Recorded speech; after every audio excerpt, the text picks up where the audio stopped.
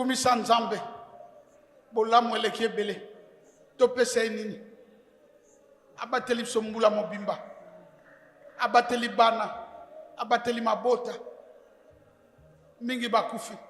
Ngai no tochikel na bomoy. Akotip sombula esika. Alléluia. Gloire à notre Dieu. Gloire à notre Dieu. Gloire à notre Dieu. Le Dieu d'Israël. Le Père de notre Seigneur Jésus-Christ. Oh notre Père qui est aux cieux. Oh notre Père qui est aux cieux. Oh notre Père qui est aux cieux. Alléluia. Merci Jésus. Merci Seigneur. Merci. Tika tata Nzambe azolokumu. Pona bayebanso abongisi na journal lelo. Po baya koloba merci année 2021. Yambo mona kama pamboli na vie kokanaka te. Po Nzamba talaka ebandeli. Aotala premier jour salaki ni. So sengi merci. Ya binenga ozongisi loba merci. Tant nous sommes tous en présence de Nzambe, nous avons posé le mot pas Nzambe. Qu'on semble en internet et en bien, mais qu'on y a pendant la présence de Nzambe le mususu. Pour internet hôtel Nzambe zate, hôtel Nzambe la can église. Alors tika tata Nzambe apambola biso. Akobanda 2020 mais Nzambe atiki biso te, aza Nzambe malamu. Ya liboso na kotatola nanu po tozaki na mwana sere na biso auté koyaza na Paris comme Natacha. En tout cas zaki na ba problème ya kosamba pona makambo to yela ka ya asile. Tanga zokende kosamba ba liboso akei azonga ki epesa ki bima bien te. Mi balé balobi fo ya lisusu ya kosamba. Tanga komi asambi avocat na ya bandai ko bundela e meza na batu mususu pe bazaki wana balobi ne est-ce que yo sambi vima ke est-ce que bakondima yo. En tout cas azalaka pe na jeûne et prière tozaki elongo pona ko tikaka ba problème na maboka Nzambe. Akendaki le 14 ya mois au kaka ya décembre. Après 2 semaines asir assistant social na ya bengi ya bi mama. Vous avez la chance. Ma personne une année, 2 ans, 3 ans, kasi bandimio na ngunda doka zui 10 ans. Yango na to tato la Nzambe parce que Nzambe nde a changé ka makamba moto. Tozana kondima bien aimé Nzamba salaka. Yami balende nazana petit frère oya leka na dina Angola nda saki accident na moto. Kasi Nzambe asali pe ya minene po to mona batebele ba koya ba moto basala ba accident pe bazwa ba ko ebele mais Nzambe asungi ye magetu makile zo bima na zolo na munoko me lelo bakende na hôpital balobi ça va yango na yeka ko kumisa Nzambe yesu parce que Nzambe ata ba kosekanga me na koyembela Nzambe oya bateli biso ane mobimba biso to yebi ezaki ane moko très difficile pour tout le monde. Boni bakei na pandémie au coronavirus. Boni bazalaki contaminé per guéri. Mais na la grâce divine, na yo kata sangwa contamination te, na yo kata liwate.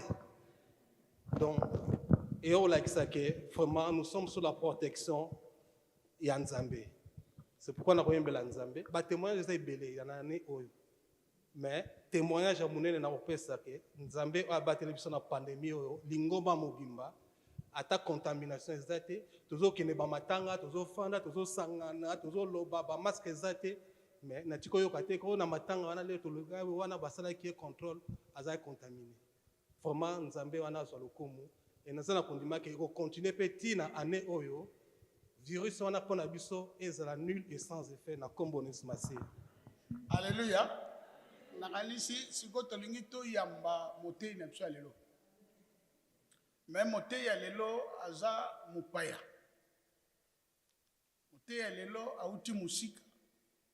Motei ya lelo pe aza ye moko te. Aza marié. Po batei ebele batambulaka bango moko. Poni ni misu nanu etonda te. So misu no se tondo bano tambulaka na mwasi nawo. Alors, miso à Timothée, c'est tondi. Maman salatisi elineti. Azomona kali susu pali musute. Alors, tozo yamba papa na biso Timothée na maman. Ceux qui pena bo sepeli to telemi na acclamation.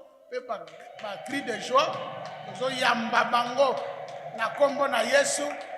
Puisque Mosali na Nzamba zo mérité double honneur. Nzamba zo lokumu.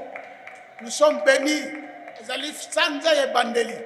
Mbule bandi biso pambate. Double mbala moko. Donc ma pamboli eza double. Donc année o ezaka ya ba double. Année o eza ya ba double. Année o eza ya ba ma pamboli mbongo bana bozui mabala au nom de. Alors sans plus tarder totiki papa na biso boye billet mais siko toko yambaye en qualité de serviteur de Dieu. Toko yambaye te leki ya manzuzi te. Atoko yambaye leki ya Yesu. Donc moi na ya royaume. Alors sans plus tarder tu acclamer le sou Yesu. On a cocotte ça de comme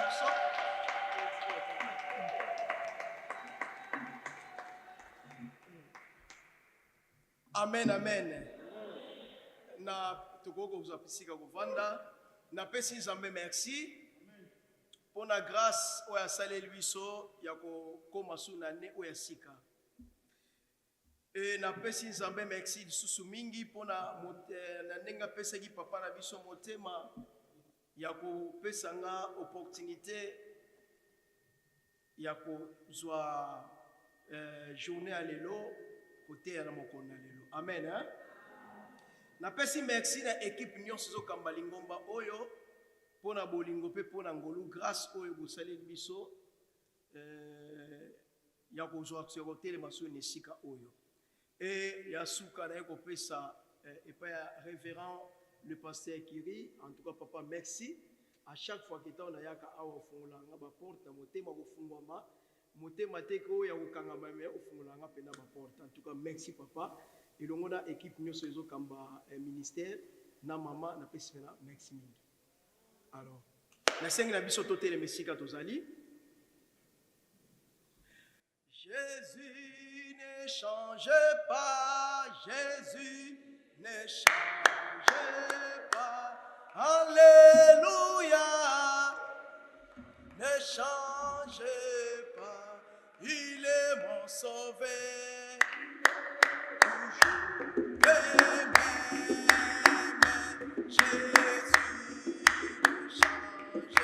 Jésus ne change pas.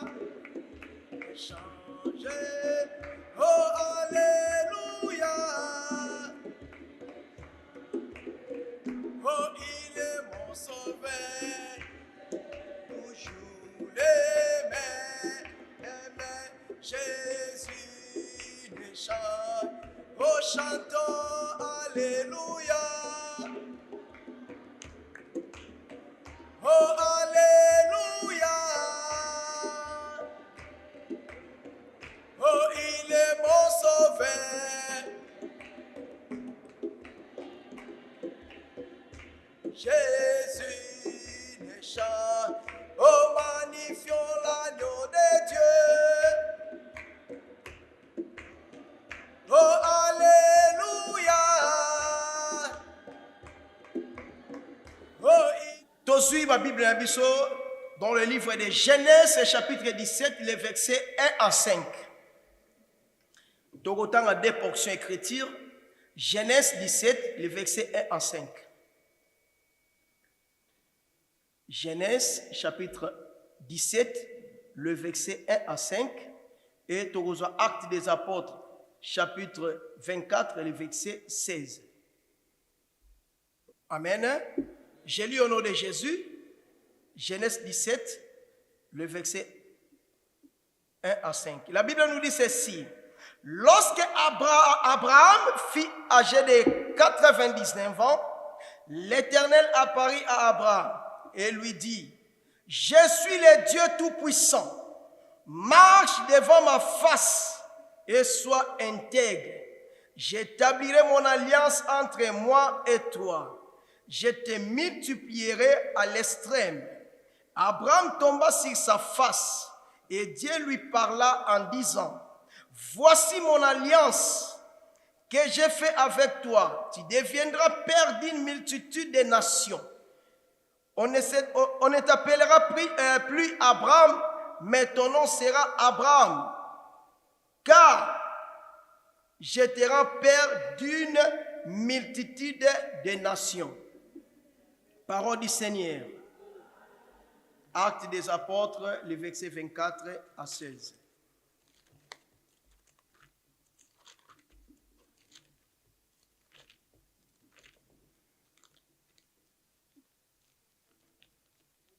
Actes des apôtres, le verset 24.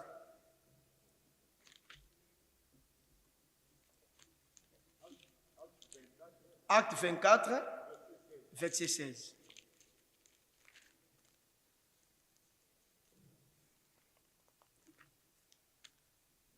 Amen.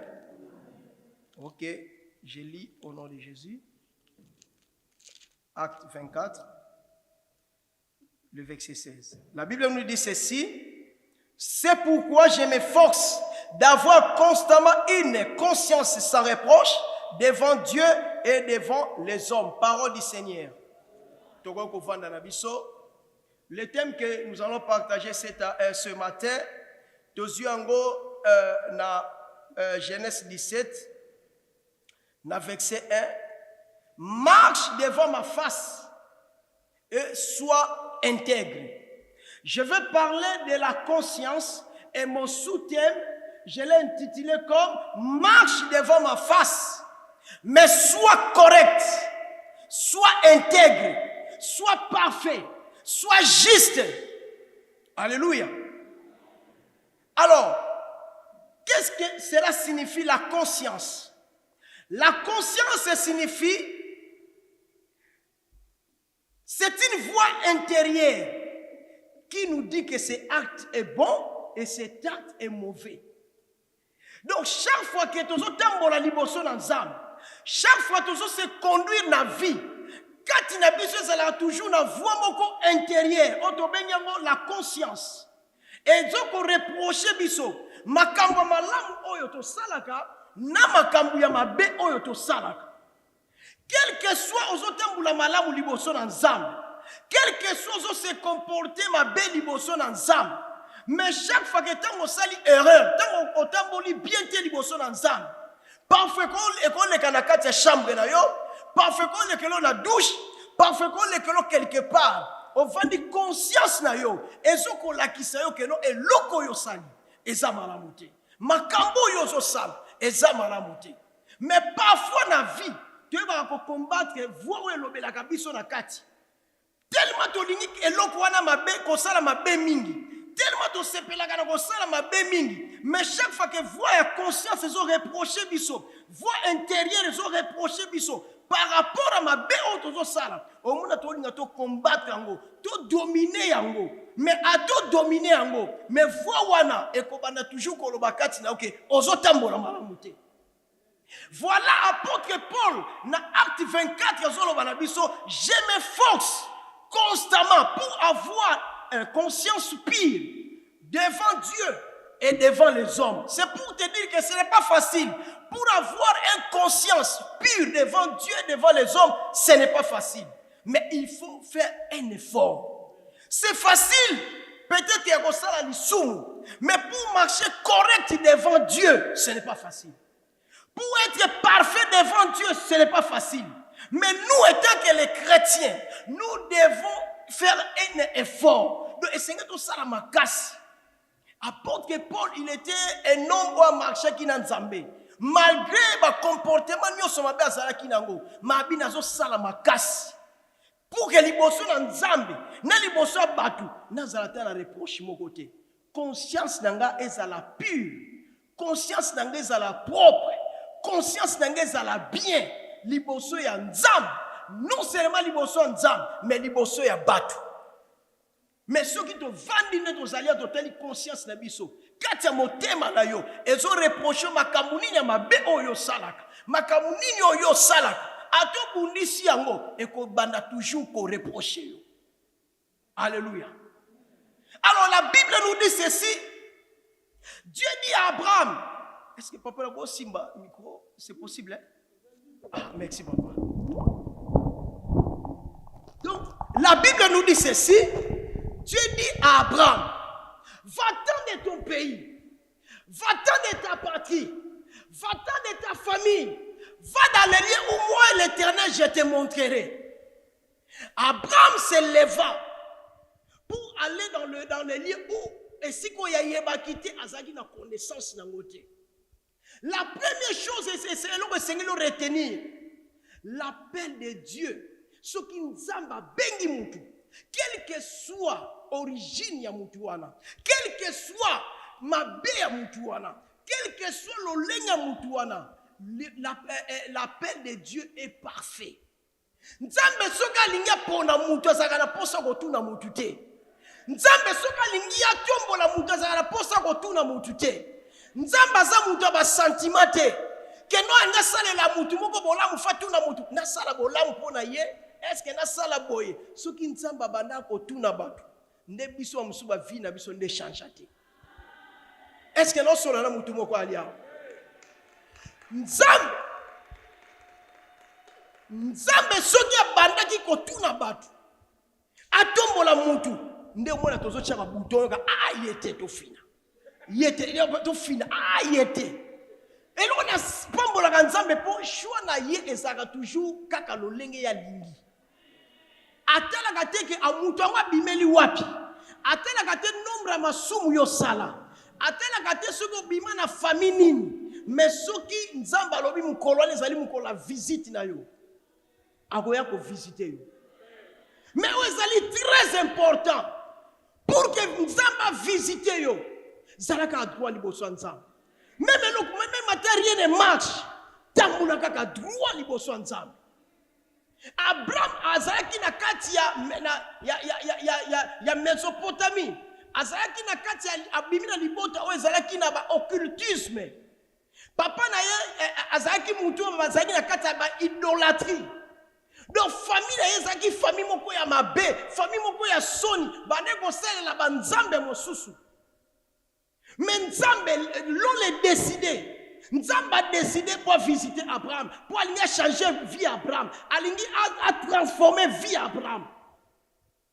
Abraham a kana quitté que ce jour-là Nzamba ko visiter. Tout comme yo pozo kana te que ano peut-être Nzamba ko visiter yo. Nzamba ko kutana na yo. Oyebi jour te mais Nzambe ane oyo. C'est on nga zo sambela katya motema nanga ane ozo visiter Nzamba. Akuta na ye abina que non. Va-t'en de ton pays, de ta famille, de ta patrie. Va dans les lieux où je te montrerai. Bien-aimé, Abraham se leva pour aller dans un endroit où Ayebate a monaté. Voilà la raison pour laquelle, dans le livre de Hébreux, Abraham perd la foi. Ce n'est pas facile. On voyageait, on bimesiko yo mesalo kenene siko yo yebite. Et siko bazo promettre yo, et siko ba pesio ba promesse, o kende kuna, ce n'est pas facile. Bien aimé, très souvent dans la raison on kende siko tout nanano. Na ville wana mambela bien, vie sociale na bango ezala ndenge nini. OK moke obetina no tour otali, so moni bientôt au changer. Mais ici ce n'est pas le cas. A telemi pour akende. Il sait que le Seigneur a retenu la vie, il y a zala obéissant liboso na Nzambe. Soki Nzamba bengi yo zala obéissant. Sala kaka ndenge akoloba na yo. Yo tambula kaka ndenge ya ko diriger yo. Ko insister te, ko libate que non je naza incapable te, ko libate que na kokoka te. Nzambe oya telemisi yo. Ye muta ko peso ba capacité. Ye muta ko conduire yo. Eza yo te. Très souvent, je ne suis pas capable. Quel que soit le kambombe l'équipe parce que ça yote. Le col ensemble mutalobi yem ta reconduire yo. La Bible nous dit mieux vaut l'obéissance que l'holocauste. Koto c'est l'équipe kotumbela nzambe mbeka. Koto c'est très important. Combien les lots balingi baza même koto c'est très difficile. Tozo salela nzambe mais tozo to sate. Même fois pe ba olu ba no salelo ko boy, tozo nga ko obéir te. Mais nous voulons que nzamba pambola biso. Comment Dieu va nous bénir si toza obéissant te liboso nzambe? Non seulement obéissant liboso nzambe, mais na musala na nzambe. Bien mais na webiso likamwe ko choquer yo. Et le que ça melanga 3 jours na kende église na neige, mais na lipapa. Mais les gens me regardaient, mais oh, mais mouton ndengeni. Mais peut-être que vous pouvez mais comment bimaki ndengwana? Parce que circonstances moi sengaki na tawana kene ndengwana. Mais tellement nabi que non, c'était l'air à l'église. Nabi faut na obéir. Nzambo telemisinga ye mutazo ka otambusanga ye pe mutako protéger nga. Vina biso esimba na maboko na biso te. Eza liboye na maboko nzambe. Tant que yemo ko azotambu soki na a décidé te, quel que soit batu va décider, jamais le comment te ko arriver na bomo ina yo.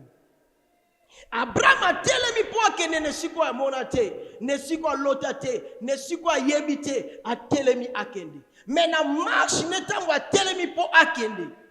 Azui il a pris sa femme Sarah pour basa na nzela ensemble. Et non seulement Sarah, azui sous son neveu Lot. Abi kenoto kende esiko to kende ki mais tangu nzambe abengaki Abraham abengaki Lot te tangu nzambe alobi Abraham je te bénirai je rendrai ton nom grand tu seras une bénédiction okozala libota munene abengaki Abraham te abengaki pardon Lot te bien mais dans la vie il faut ba nani oyo ko tambula na kata marche na nzambe tangu nzamba tomboli yo tangu nzamba lingi akamba yo tambusa yo il faut ko ba ko choisir ba nani boko ko ko sala bango chemin ensemble ezana batu mususu boko ko sala bango nzela ensemble te nzamba bengi Abraham abenga kiloti te plus tard boko mona ke mutu oyo yazwaki na motema malamu na motema kokita ye mutakozaki ba problème na vie na elobi ba camarade ozotambula na bango lelo ba mi ozotambula na bango lelo bato ozo pesa confiance lelo peut-être zotali bango ka ndemba zokisaka yo bango kaka ndembu to basala ko mabe pona bananyo esengeli otambula na bango yaya na mokilo kozala muta sentiment te kozala muta sentiment te sentiment kosa yo te yaya fonye bakosala choix bananyo ko otambula na bango vio tozala ngo lelo yaya soto lali lobi to labuki vieleki ezana batu mususu ko biotambula na bango vina e komi bloqué ozolela même kamnanga zo marcher te vina ngezo ko avancer te mais ozana l'autre pembeni comment tu dis on dit que vina avancer vina ko avancer te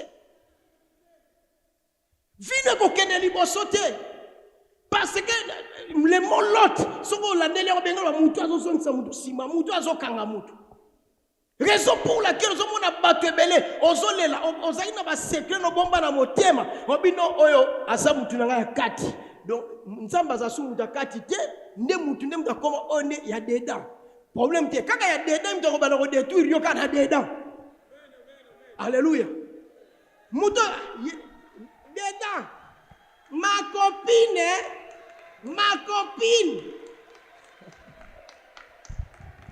alléluia. Vrai copain à solo, ezaka nzambe. Un ami fidèle, oya ko trahir yo ata mukolo moko te. Oya ko yeba ko batela ba secret na yo. Ba secret yo bomba, sel kaka nzambe mutu asa capable ko batela yango. Mutu amokili soki lobi ne ba secret motema lobi ko tando na balabala. Lobi ko seka yo, lobi ko tchola yo, mais soko yebisi nzamba ko tchola ata mukolo moko te. Alléluia.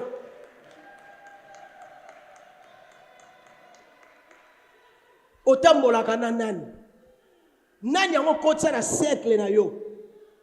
Même dans le ministère, ce n'est pas n'importe qui. On kotsa pembeni parce que tango tche batu mususu makambo tout est comme bloqué. Yango na ne oyo il faut osala d'abord otala vie na yo. Comment marchaki? Makambuni ne komelio, ba situation ni ne komelio. Peut-être ça na l'autre moko za pembeni. Yem to sala ke oza lelo. Yem to sala ba pas so mona lelo. Yaya sentiment na vie za la gâté. So ça muta sentiment okufa peka ndenga sentiment. Alléluia. bato batambolaki na nzela ya Ninive nani c'est qui encore le nom na Jonas bango te bazaki na problème mais batambolela mutu moko azoki makanda nzambe et boyebi suite comme elekaki azokende na taxis ne sika etake na Ninive sika nzamba ponelaki ye mais bato bazalaki kuna na kati ya bato bango nyonso balelaki banga bazala ba victime aliwa ba biloko na bango ebwakama na mai a cause kaka ya mutu moko oya kotaki wana o mutu nzamba bade koluka metango babwaka ye na mai babwaki ye na mai bato bakendaka na taxis bakelo bakeno ezala mutu moko memela kiso ba problème babwaka ye na mai mais oke na kati ya mai nzambe posa ba projet na mutu wana pendant que baokele bakepesa sango kuna mais ye konta ya Ninive azo prêcher la parole de Dieu. Donc quand nzambo nzamba appelle nzamba to kimyango nzamba ko rattraper ko zongiso na nzela na ye. Alléluia. Abraham a telemi azui Lot et bake ko séjourner wapi na Canaan. Tango komi na mboka Canaan. Abraham a sali contour ya mboka, atamboli mboka nyoso, abi oui, si. Eza mboko vraiment solo nzamba pesingai. Parce que nzamba alobi ete Abraham, je te bénirai, je rendrai ton nom grand. Okona ko tombola yo, apesi mboka Kana. Abi c'est ici que moi je vais te bénir. C'est ici que l'enseigne makambo minene. C'est ici que ngala ko tombola yo. Abraham tango komi na mboka Kana. La première chose tango elonga salaki, abandi ko bâtir l'hôtel. D'une façon que le Seigneur merci parce que promesse ne pour la gâter, promesse ne koufa gâter. Abandi ko zong sa gloire et pas ensemble.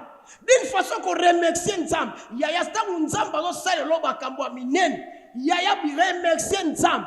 Tant nzamba batelio. To uti ko l'exa 2020, moment moko très difficile. To sala qui te sélectionné peut-être au monde année oyo. Mais par la grâce de Dieu, to moni 2021, c'est d'une façon qu'on aussi merci Dieu.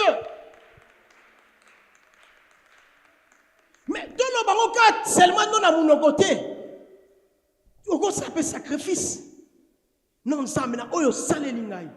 Na longoli oyanga mwanda moyanga. Na ye na likati église na yo.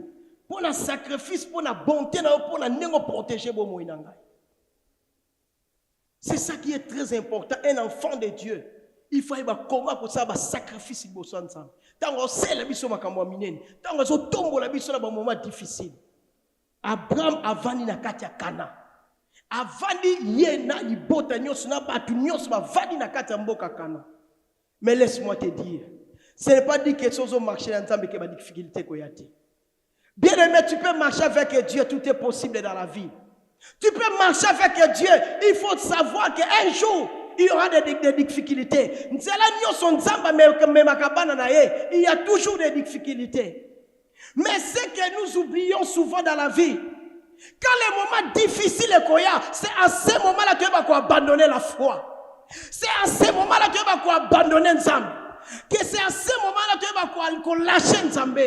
J'aimerais dire à une personne, quelles que soient les difficultés, mais tant qu'on a la promesse en Nzambe qu'on abandonne Nzambe. Quels que soient les problèmes qu'on abandonne Nzambe. Quels que soient les moments difficiles, n'abandonne pas Dieu. Bien les choses marcher en Nzambe, il faut s'attendre à l'agneau. Les moments difficiles qu'on y a, les moments ténèbres, il y a ma belle qu'on y a. On reconnaît un véritable enfant de Dieu dans des épreuves. On reconnaît un véritable enfant de Dieu dans les moments difficiles. Comment nous s'agenouiller pour qu'on les ensemble? Mais très souvent, quand les moments difficiles comme natiki nangai, kaka ngai, ngande kaka banyokolaka, ngande wala bandoki bazo sepela bi ozwa. Mais ce côté là mis na brèche, comme la Bible nous dit, je cherche parmi eux un homme qui élève un mur pour y côté les pour abonner là. Il y a un enfant de Dieu, quels que soient les moments difficiles, quand on a chambre, bukama bolongo. Nzambe oya benga yo akobundela yo, quel que soit dans les moments difficiles. Nzamba tika ba na été. Nzamba abandonnaka jamais bana na ye. Quels que soient les problèmes, quels que soient les moments difficiles. Oh, baba disciple bazotambola na Jésus, tempête ye, babi mais Seigneur to kufi, Jésus-Christ alamuka ebisibo, na ebisibo bino to kende wapi? Na ngamu. Siko bozolela ni. Ngamu na ebisibo ke tozo kende na ngamu. Siko ata mupepe ye, ata tempête okolela ni. Est-ce que to komi na ngamu? O nanu te. Ote mupepe. Oh, mais est-ce que to komi na ngamu? O nanu te. To koma na ngamu. Abisi mupepe te toi, mupepe comme kimia. Bien aimé, il faut être une femme de la foi, un homme de la foi. Ce qu'on a na foi, na ba tempête, na ba moment difficile, yaya, on a toujours un échec. Alléluia. Abraham na mboka Kana et si mboka promesse zalaki, la Bible nous dit ceci que famine kotaki, nzale koti, passe koti.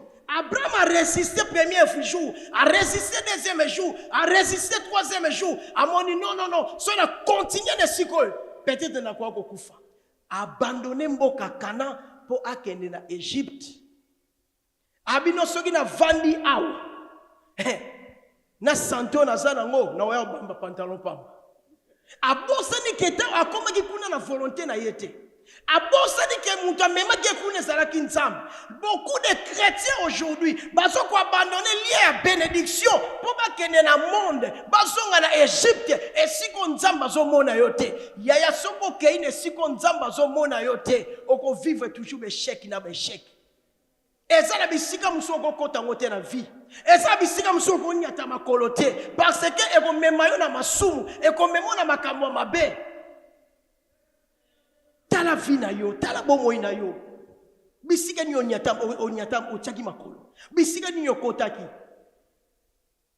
Kolobateka note na kende kaka kuna quelque soit balobi kuna makambo eza kitoko. Même babi ke kuna makambo tu eza bien. Eza na bisika mususu soko tie makolo na yo, vina yo, libota no foyer na nyoko nyose komi bloqué.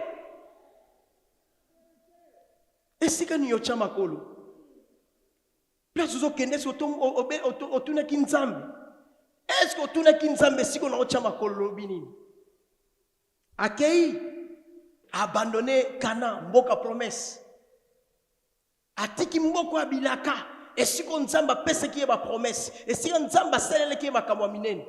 Notez bien tant Abraham abimi na kati ya Mésopotamie na Charam azalaki na 75 ans donc 75 ans. Alléluia. Tant abandonné Mokawana, Azalaki n'a encore jeune, Azalaki n'a à cette époque-là, Batouano vivre tant oulaï. Et à comme une Égypte, tant comme une pembe en Égypte, moi c'est Sarah. La Bible nous dit que Sarah, elle était belle de la figure. Donc cela veut dire, à cause de ma colette, mais c'est tel l'onginaïga, Azagito. Ya mama vous misage longi za kitoko na boza na forma bien te mais longi na so na segisi mutu na bimi kitoko ala la Bible bombagate Bible so bi osa kitoko baba azaki kitoko eza batu suna Bible wa ba za babi azaki belle mais aba lobi alaki belle de figure no ala ne longi mo bande ko attirer batu yongo na mtu msomo nazani kitoko totali mo forma ngo ya manœuvre mais soko talika elongi kaka aza mwasi yo ti batela bato bachaka ba photo na ba réseaux sociaux et so bachaka longi mobimba te bakata kaka yo talika photo bi meta motala ba bote tikali yoga mais no ngati mona ke longi OK kaka. Alléluia. Elle était belle de la figure donc so tali babi abane ko attirer avec attirante so tele longi il faut apprécier mon tout. Alléluia. Ala kitoko mais yelongi kaka abina yebi Abraham alobine na yebi na mboko tozokota bazaka na crainte nzambe te soki to komi kuna so batuni yo kolobake na kolobala banke na mobali na yote. Alléluia. Tango bakota ki Kana molimo wana ezalaki te mais tango bakene Égypte alobina mwasi na ye loba na bango. Cela veut dire qu'Abraham a poussé Sarah à commettre infidélité. Abraham a poussé Sarah na kati dans le péché. Et pourtant que mobali sengi na bundela mwasi na ye. Kama tango na moment makambo ezo tambula te, na moment makambo ezo marcher te, mobali sengi atelema abundela mwasi na ye. Mais pour Abraham c'était le contraire. Azo livré mwasi na prostitution. Donc azo poussé dans ça la prostitution. Yaya ezana ba famille ebelé, ezana mabote ebelé. Donc bazo basi ba comme ça ba lokola neti ba na prostitution. Poto zo mwelo ka kolia mama yo ta pension de la février. En Afrique, na soki na Afrique ba bloko ça existe. Nous continuons dans la vidéo avec non bazu pas na moko il y a 17 ans. Bazu ba ça la prostitution papa na biso yebi.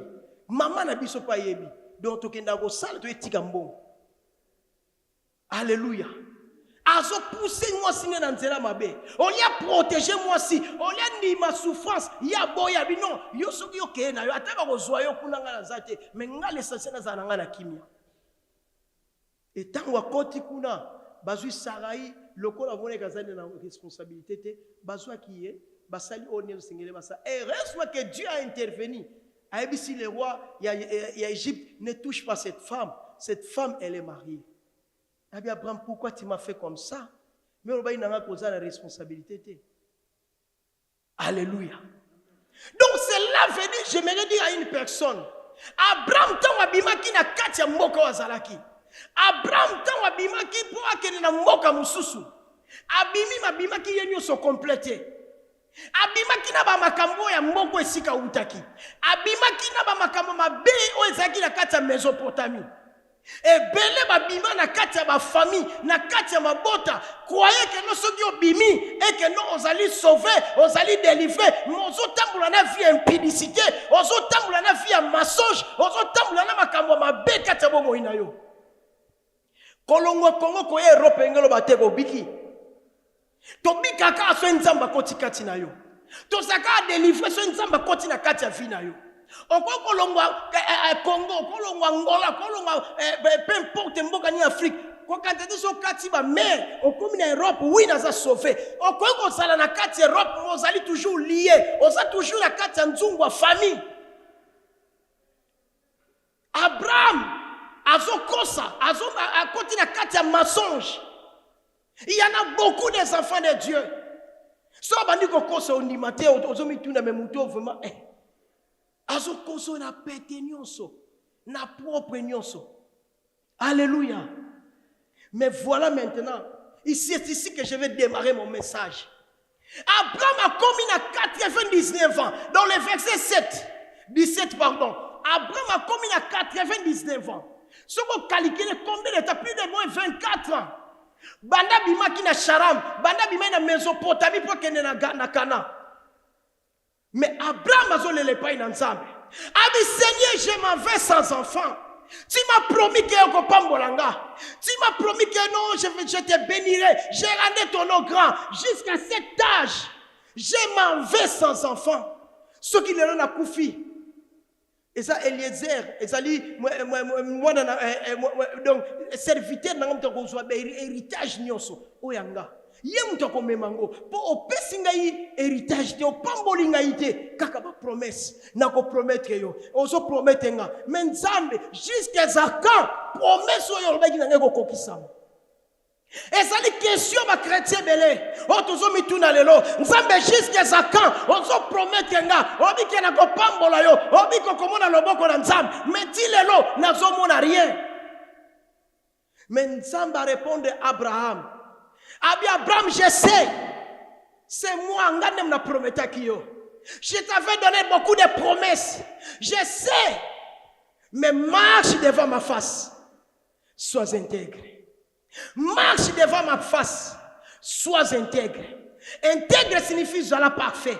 Zala juste. Zala correct, liboso nanga. Nzamba moni na kati Abraham azaki correct te. Abraham azotambula na mensonge. Abraham azotambula bien te liboso nzamba. Mais ce que ezo zele pa ya nzamba nzamba pambola ye. Comment nzamba koko pambola muto otambula na mensonge? Muto azotambula na kati ya impudicité. Muto azotambula na avortement. Muto azotambula na kokosa. Muto azotambula na makambo mabe. Regarde bien ta vie. Ce que Dieu te demande aujourd'hui, marche devant ma face. Zala juste, zala intègre, zala correct. Il y a lingi mutu nyonso lelo ata la vie na ye. Comment se comporter na 2020? Comment tambulaki na 2020? Eza makambo ebele nzamba zo reprocher yo. Eza makambo ebele to nzamba zo tala yo. Azobona ke no devant liboso na ye, oza juste te. Zala juste liboso na nzambe. Zala correct liboso na nzambe. Il est temps bien aimé. Mais na temps to komi na ba dernier temps. Le temps difficile. Jésus-Christ revient bientôt. Est-ce qu'on va continuer toujours à tamboula la vie aux Zanango? Est-ce qu'on continue toujours à marcher dans le péché? Est-ce qu'on continue toujours à marcher dans l'avortement? Est-ce qu'on continue toujours à marcher dans le mensonge? Est-ce qu'on continue toujours à marcher dans ma kambama bé? Il y a une pédicité. Est-ce qu'on continue toujours à la vie? Marche devant ma face. Sois juste. Sois intègre. Sois correct. Est-ce que vous êtes correct il bosse ensemble? Conscience na yo, vois mon coin intérieur. Ils ont rappelé que tu n'es pas juste devant Dieu. Oh Seigneur, depuis l'ibalo na bala, attends-moi na lelakate basane. Mais est-ce que tu es juste devant Dieu? Est-ce que tu as une vie na yo? Comment tu as une vie na yo? Comment tu as une bomo na yo? Tu as toujours nzambe pambolanga. Oui, c'est bien. Avec l'or et l'argent et ça biso mais pour que tu sois quand même tous à la correct il bosse ensemble tous à la juste il bosse ensemble on ligne nzamba pambola c'est bien ce n'est pas mauvais. Est-ce que tu es correct devant Dieu? Abraham il a commencé à pleurer. Il a dit Seigneur tu m'as abandonné, pourquoi? Tu m'as promis des enfants, tu m'as promis beaucoup de choses, mais nzamba il dit Abraham marche devant ma face. Sois intègre, zala correct, zala juste. Bien aimé, tu koki comme on a le bon quoi ensemble en 2021, ceux qui t'ont correct étaient liboso ensemble. Ceux qui t'ont juste étaient liboso ensemble. Donc on n'a jamais le bon quoi ensemble pour manifester le colon abisso. Donc on a toujours tourner à rond. Toujours baluke sika moko. Mais ceux qui t'ont ligné année tout le monde a makambo minene. Tout le monde a nzamba sale na biso. Tout le monde a ma vie na biso changé. Tous à la droit liboso ensemble. Toza correctité. Total la vie na biso. Total la bomo na biso. Conscience na iso reproché ni na tongo lelo. Voix intérieure ezolo banoni ni na tongo na lelo. Jésus-Christ revient bientôt. Bien aimé, la Bible dit tu es habité ni jour ni l'heure.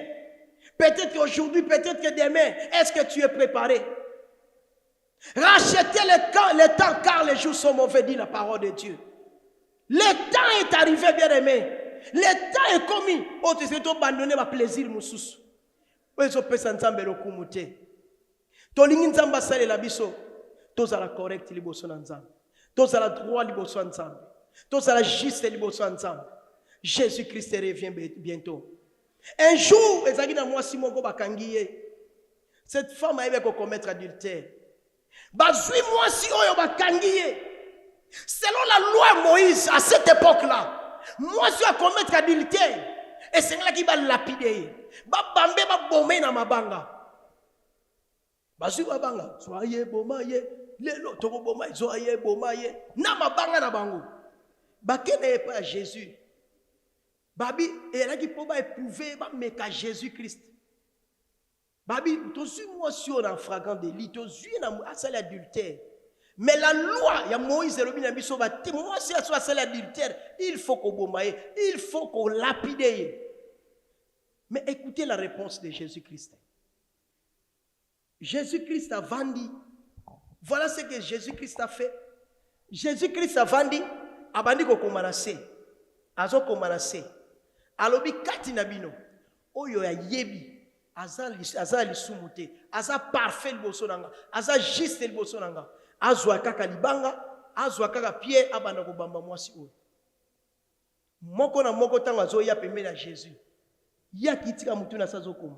Mais moi question celle-ci ti le longa na tuna nzambe na bima kambo ndo koma na sa ndo koma nini po seka mutu ya tali kaka na sepa sazo koma akei na vana pona ko réfléchir na bi ngala kanisa ki boy tango Jésus Christ a commencé ce qui n'est exemple mutu moko aye Jésus atali ka abi obimai na mwasi abatu mo atali ka abi atali abi aye biango ndenge ni akei mususuka ye so Jésus-Christ atali kaka abi yo lobi oyibaki 2 jours après que neko kota magasin ba so atali abi ayebi yango penza ko asimi nzela akei et jusque batu nyonso bayaki po balapide mwasi oyo ata moko tatikalaki donc ba se retrouver kati na bango mutu moko tazalaki juste si mwasi oyo va et ne pêche plus zala droit tambula droit liboso nzambe. Yaya, il est temps dans notre vie. Ce que Dieu nous demande aujourd'hui, ce n'est pas facile. Comme apôtre Paul vient de nous dire ici, il faut s'efforcer, il faut faire un effort pour avoir constamment conscience pire devant Dieu, devant les hommes. Yaya, Jésus revient bientôt. Est-ce que cette vie-là, on va continuer dans mon année? Est-ce qu'on va continuer toujours la vie à mensonge? Talabo inayo. Nalingaki ya ne auto démarrer yango, tout le monde a grâce ensemble, tout le monde a bénédiction ensemble. Mais ce qui est très important, liboso ensemble, tout changer marche nabiso, tout changer conduite nabiso, tout changer tambole nabiso. On sa premier pour nos kotonga, on sa premier yo téléphone na yo yango, c'est seulement kotonga, c'est seulement ko loba makambo mabe, jamais loba makambo malam. Encore ba téléphone za ngo fry. Yo banana depuis 6 heures, depuis simba téléphone, na téléphone est déchargé comme une moto. Kaka kotonga na kotonga na kotonga na kofinga. Dio soko bano silisa mutu lo poso pena donc silisa ka mutu tina se. Marche devant ma face. Sois intègre, sois juste. C'est ce que Jésus-Christ nous demande tout ça. Bien aimé, nous sommes dans le temps de la fin. Il y a des signes qui ne trompent jamais. Ba signes wa suka yango tozomona. Mais des voix des ana maboko na biso. To marcher et liboso na nzambe. To za la juste et liboso na nzambe. Il y a des femmes à Bala mais ils continuent toujours à marcher dans la vie moko ya mabe. Il y a des hommes au bazo marcher pe na vie moko ya mabe. Malgré Bala, mais vie n'est pas correcte, vie n'est pas propre. Il y a même aussi des serviteurs de Dieu. Malgré au côté de ma liboso, mais vie non liboso n'est pas correcte. Marche devant ma face. Sois intègre. Sois juste. Mukola suka. Nzamba retourne biso. Rapport n'ignore pas c'est pas ensemble. N'oublie pas que tu es une femme à mission. Moi aussi je suis un homme à mission. Nous sommes des passagers sur la terre. Tokoleka. Mais ce qui est très important, Moutuna Moutaza la responsabilité. Oyo nzamba tinda yo sengeli yo sala. Oyo nzamba tinda yo sengeli yo sala. Et l'autre ko sala ke mutongo na mutumso anga kufa, azo kufa te. Akufi mukomo na lamuki lisusu. Oyo akufi ala lamuki lisusu. Minu mo ngantane te azo mona loka sala te. Mais mutu aza préparé akufa la kimia. Moutou a préparé, la Bible nous dit, pour nous les enfants de Dieu, la mort, c'est un gain, c'est un bénéfice. Donc un enfant de Dieu, quand il meurt, c'est un bénéfice. Pourquoi? Parce que nous sommes préparés. Mort et qu'on bangi sabi sauter, liwa ou pas et qu'on bangi sabi sauter. Mais Moutou a bien siga kendete, on a la koufina, l'amour il sous. Oh, akoufa kite, l'amour il sous. Tu as ça de siga kendete. Marche devant ma face. Sois intègre. Sois correct. Devant moi, devant les hommes.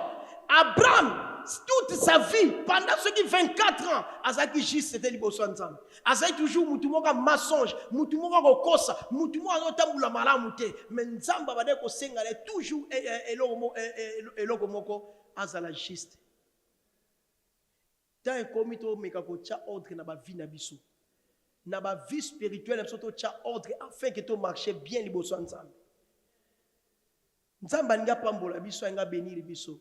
Ane oyo tozo bandango to bandi to koti to kotambola ndenge ni. Nalingi mutu moko atala bomo inayi. Pendant que to kolinga to prier, to ko s'incliner liboso nzambe.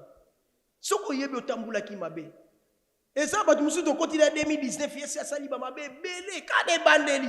Ozela to komata na katikati te so be o baby sinyonso. Alléluia. Tozana posa nzamba pambola biso. Tozana correct liboso nzamba. Tous à la juste liboso nzambe. Combien des avortements ça là? Yo mo yebi que non, pona luka nzambe za likambo epekisaka ngai. Ozaka na mwa fi mwa singa no mo kanga na luketo bomba. Oyebi que non, tsena ataba to mokili ba monite, mutu azali kola zo mona yo. Okoki kokosa batu menzambo okosa yete. Amona ka isika batu ba mona kate. Kosa no batu c'est mieux, c'est bien. Mais okosa nzambe te. Notre Dieu, il est juste. Marche devant ma face. Sois intègre, sois correct, sois juste. Marche devant ma face avec intégrité. Est-ce que vous êtes juste le bosso nzambe? Nalingana zo biso tamingite.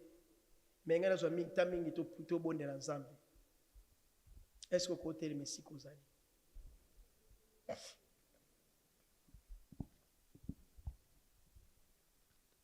Nalingi to bonde le pai na nzambe. Nalingi to recommander ane ona maboko na nzambe. Nalingi to zwa responsabilité au liboso na nzambe. Comment to go marcher na 2021 liboso na nzambe? Comment to lingi nzambe a conduire biso? Comment to lingi nzambe atambusa biso?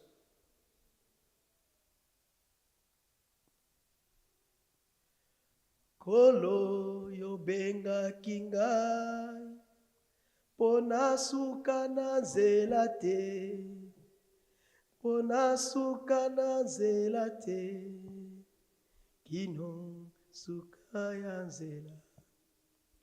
Kolo yo benga kingai pona suka na nzela te, nakoma kino na suka ya mo bembo na ngai. Bongo yo laka kingai ete yo kotika ngai te, ete yo kozala na ngai kino suka ya